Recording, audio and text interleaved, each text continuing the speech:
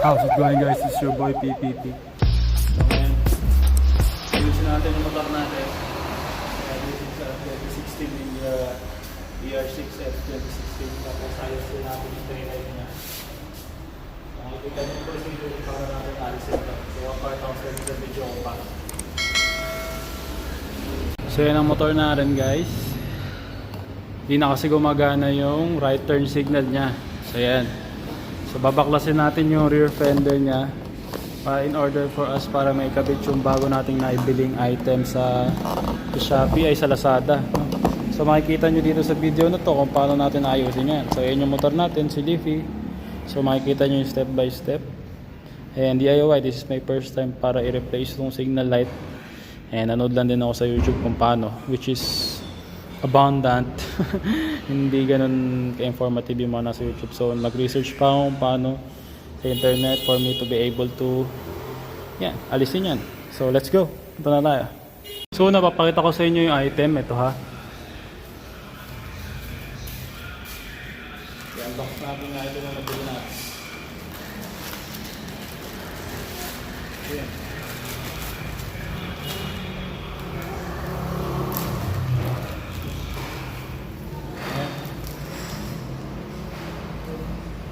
One pair. So, makita natin sa camera. Ayan. It is very sealed properly. I bought this for 490.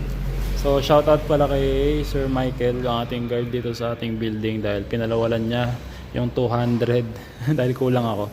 Anyways, shout out sa iyo, sir. Mabuti ang kalooban mo. Let's go. Kung gusto nyo makita ko ang itsura niya, ito, tanggalin natin itong bubble wrap. Yan. Yung itsura niya. Ito nyo ba? Yan o. Focus natin o. Yan. Ha? Perfectly packed. Pak. Ayan, tingnan natin kung kamukha nung sa ano. Which seems kamukha naman. Ayan. Makita ko sa inyo. Kasi natin yung camera.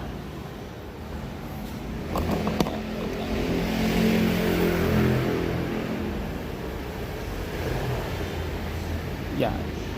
Ba? Kamukha naman. Oh. Ayan. Pareho lang siya. So hoping na mas maliwanag to. Yung isa kasi okay pa. So siya muna yung palitan natin. So let's go. Simulan natin tanggalin yung fender. So ito na yun. Ito yung papalit natin.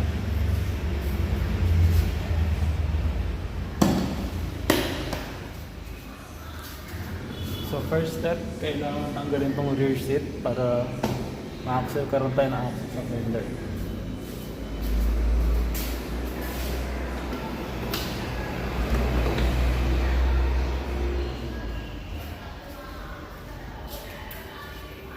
Meron siyang screw sa ilalim ng fender, which is isa lang yun. So kailangan na natin tanggalin yun.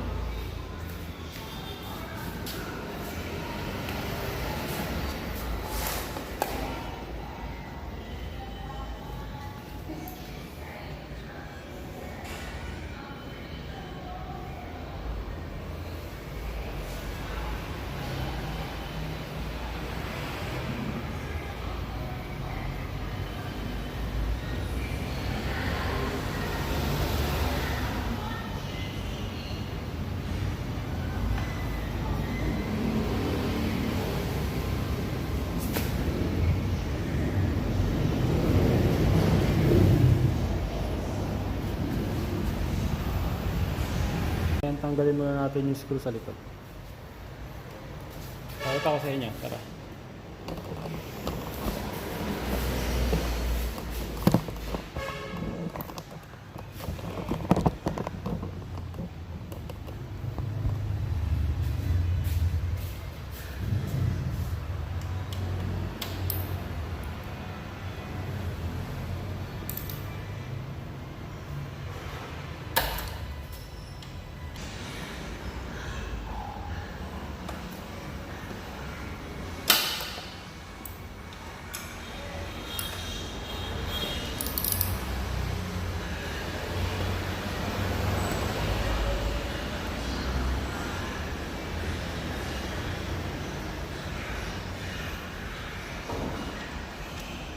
Tanggalin natin yung una.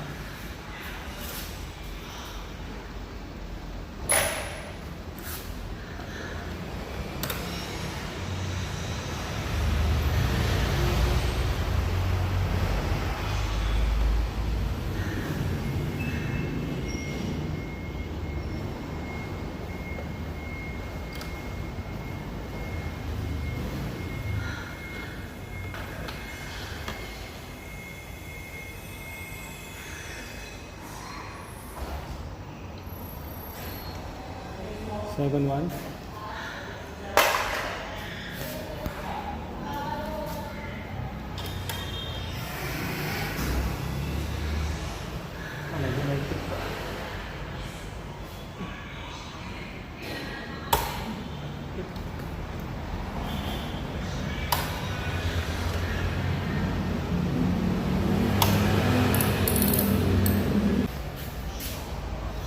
So far, natanggal na natin yung dalawa. Itsura niya. Tanggal na natin yung nandito. Natin to. So, hindi ko siya mabuksan yung nasa gitna. Kaya mahirap buksan.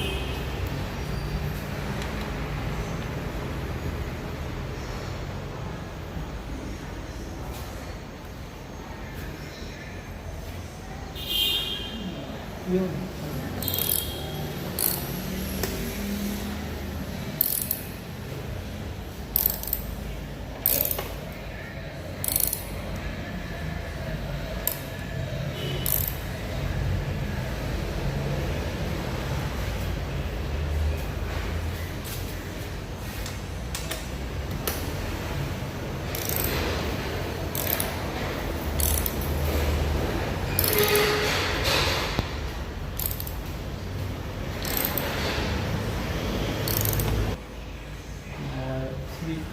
Kailangan ba natin?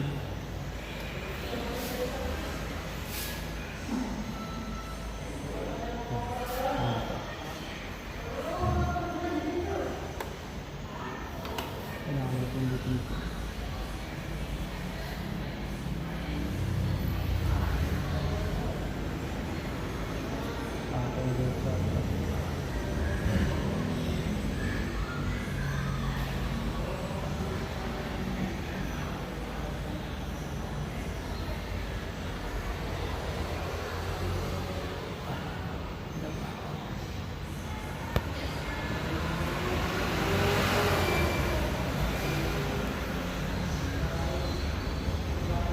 Natanggal na natin tong cup na to.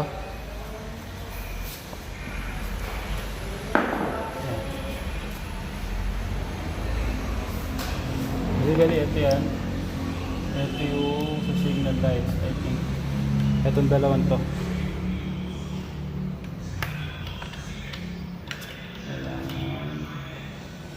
Ito tail light party.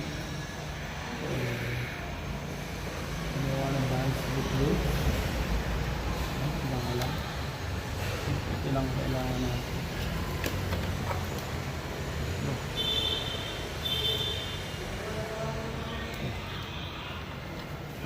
So nakahiwalay na yung sa tail light. Itong iba na lang alisin natin.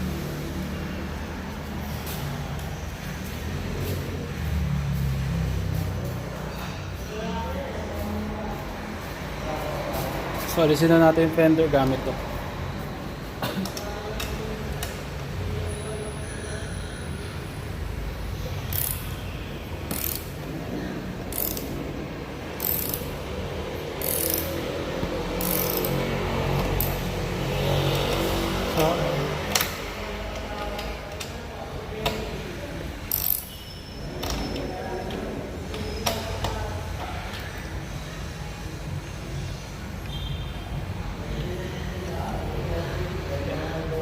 So yun guys, natanggal na natin. Ayan yung ilalim niya. Tatlong screw yan. Sa gitna may dalawa, tapos yung nandito screw. Okay, ayan. So papalitan natin. Guys, inakit ko na. Yan. Ito yung bago ipapalit natin. Ito yung inaalis ko. Masyadong mainit sa baba, so dinala ko dito sa loob ng bahay. So dito natin ayusin. So abangan nyo na lang kapag naikabit ko na ito. So, pinifigure out ko pa kung paano babaklasin to totally kasi feeling ko alisin ko to eh. Anyways, let's do this. Ayan guys, nabaklas na natin tong plate. Ito yung plate. Naka-intact siya dito covering tong wirings for the signal light. So yan, binaklas muna natin. Ito yung mga connections niyan. Ayan, 4. So this is my first time para tanggalin to and hoping na gumana tong binili natin. So let's go and assemble na natin to. So hindi ko mapapakita siya in the full video pero makikita natin kapag naikabit na, isalpak na natin to sa mismong motor natin kung gagana ba siya talaga. So stay tuned guys. Okay, so yun guys, babalik na natin. Naibalik na natin, nakakabit na siya, intact na siya pero hindi pa siya nakascrewed. So ngayon sasaksak na natin. Let's go.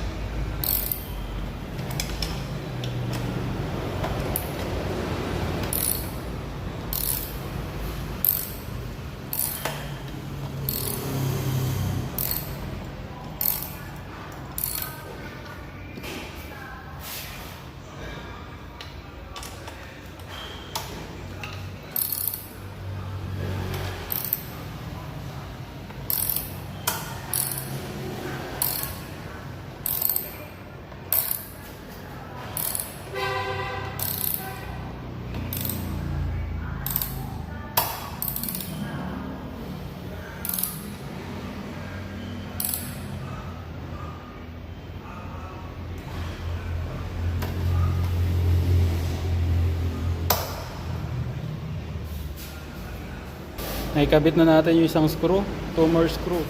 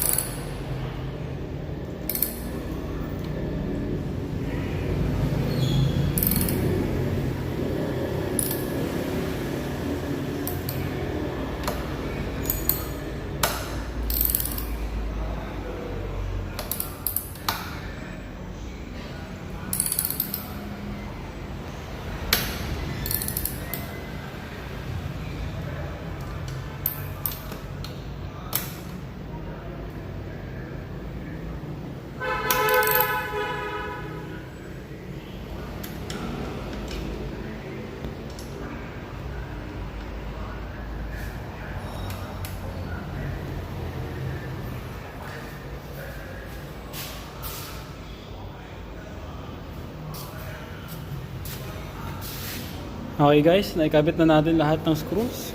You can check it out. Ako sa inyo. Yan, sa gitna. Dalawa sa magkapantay. Tapos meron dun sa gilid. Ayan, tatlo lang yan. Yan lang yung babaklasin nyo. The rest is the wirings. Nakita nyo yan.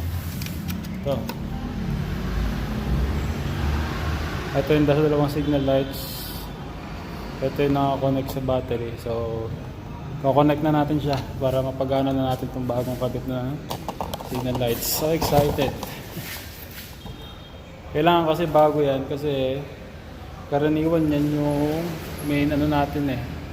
Kumbaga kailangan bago yan kasi that's for our safety. So yan. Tabay lang kayo ah. Okay, before we proceed, papakita ko lang sa pulo. Ay, sobra yata liwanag. Maliwanag masyado. Okay? Ang ginawa ko kasi pinutol ko yung ganito ng original na nakakabit sa aking ER6. Kasi pansin nyo yan yung connector na to yung nasa gitna. Tapos yung yung tawag dito yung plate na nasa loob yung dalawa, yung pangsipit na yon natupi. Itong binili ko, binili ko to. Ito yung binili ko eh. So, ang ginawa ko, pinutol ko pa to. Dinispose ko to. Pinutol ko yung original. Kinabit ko siya. Kinunik ko yung wires doon sa mismong binili ko. So, yung original na ganito, huwag nyo tatapon in case na kailangan yung palitan. Magagamit nyo pa yan. Kasi itong connector na yan, mahalaga yan. Itong mukhang walang kwenta itong ano eh. Mukhang peki kasi. Anyways, tingnan natin kung aandar ba siya. Hindi ko pa natetesting eh. So let's go. Kita nyo naman, kabit na. Kabit na siya. Although medyo sagi yung ito. Medyo nakapaling siya kasi I don't know, parang maluwag. Pero hindi naman siya mahuhulog as long as nandun. Siguro may tiban ko. Siguro i-showglow ko yung part na to. Ayan, tingnan natin pa siya. Ayan.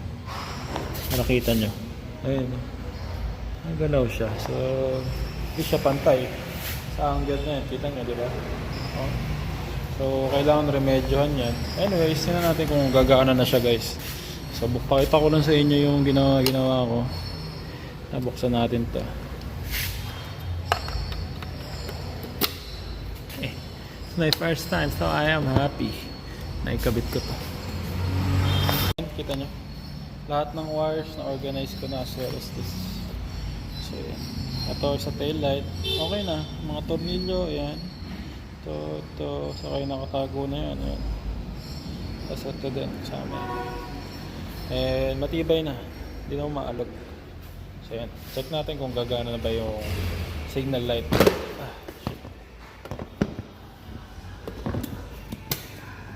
Yan. Check natin. Okay, check natin. Ito na.